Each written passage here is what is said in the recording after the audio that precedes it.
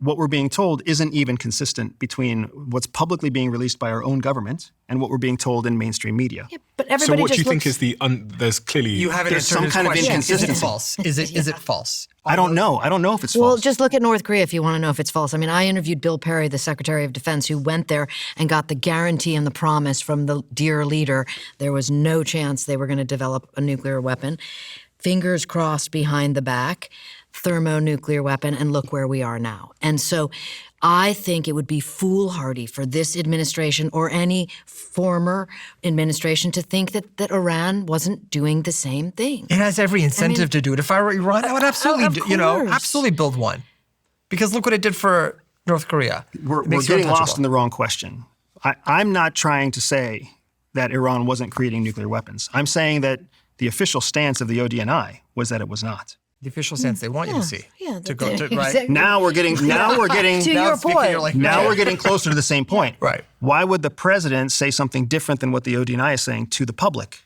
That is a failure in narrative control. So there's an inconsistency there, and that's the question. We agree on that. We agree on absolutely agree on that, yeah. So what do you think is actually going on? I asked you this at the top, but clearly you're pointing at some sort of ulterior motive. So I think what's happening here is that we are seeing an administration that doesn't actually know how to govern. And they're trying to find a way to grapple back some sense of success in the face of overwhelming contributing failures, economic failures, alliance failures, power struggles all over the world. We are seeing a transition to a strongman, multipolar world when we've only ever lived in a unipolar world. What's a strongman multipolar world? It's what she was just talking about with Putin and Russia, right? When you act in strong authoritarian ways and people respect your authoritarian behaviors by giving you safety and giving you security, then that's strongman diplomacy. And why does that matter? What happens next? Because that's not cooperative. That creates conflict. That creates more opportunities for conflict, less opportunities for communication, less shared common interest, which is a pathway to more what we call interstate war, which is conflict between states. Because they're not communicating, they're not sharing, and they're not even reliant on each other. Therefore, it's easier for war to break out. I have a sort of pessimistic thought here, which is an alternative to what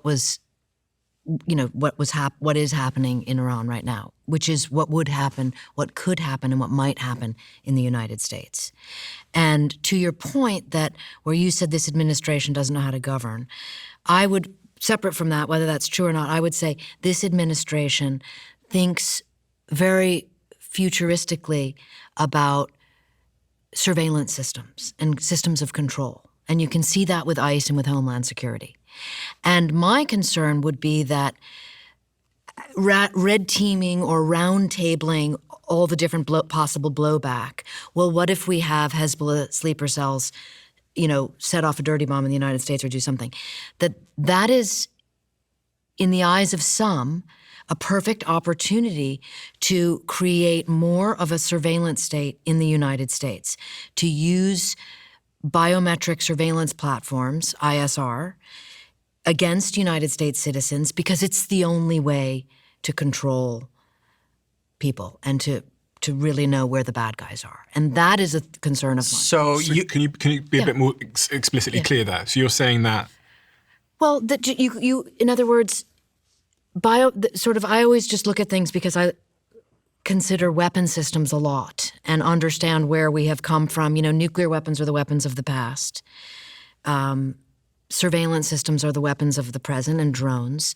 What's the weapon systems of the future? I mean, there's a serious motivation. You can just look at what happened with Anthropic and OpenAI and the Defense Department the day before all of this went down. So you're saying they're using this as a way to introduce surveillance mechanisms potentially on United States? And I'm not saying that per se.